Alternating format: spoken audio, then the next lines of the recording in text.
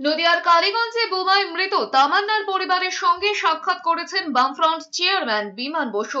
তামান্নার পরিবারের সঙ্গে দেখা করতে কালীগঞ্জের বড় চাঁদঘর গ্রাম পঞ্চায়েতের মোলান্দি গ্রামে যান বিমান বসু। বামফ্রন্ট চেয়ারম্যানের কাছে সেদিনের ঘটনার কথা বলতে গিয়ে ভেঙে পড়েন সাবিনা বিবি।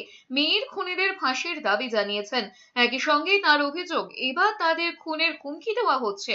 তিনি বলেছেন, ছোট মেয়েটাকে মারতে একবারও ভাবলো না, এখন হুমকি আসছে।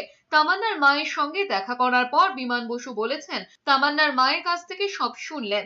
ওরা বিচার চাইছেন, কিন্তু বিচার কি করে হবে? ওরা 24 জনের নাম দিয়েছেন, তার মধ্যে 9 জনকে গ্রেফতার করা হয়েছে। সবাইকে গ্রেফতার করা না হলেও জিজ্ঞাসাবাদ তো করা যেতেই পারত। তার ভিত্তিতে আরো কয়েকজনকে গ্রেফতার করা যেত।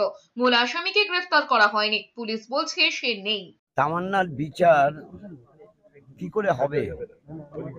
ওনারা 24 জনের নাম দিয়েছেন, তার মধ্যে 9 জনকে গ্রেপ্তার করা হয়েছে। আচ্ছা, সবাইকে যদি গ্রেপ্তারও না করে এই 24 জনকে ডেকে তো কথা বলে তাদের কথার মধ্য থেকে যা পেত তার ভিত্তিতে আরো কিছু গ্রেপ্তার করতে পারতো। মূল আসামি তো গ্রেপ্তার হয়নি।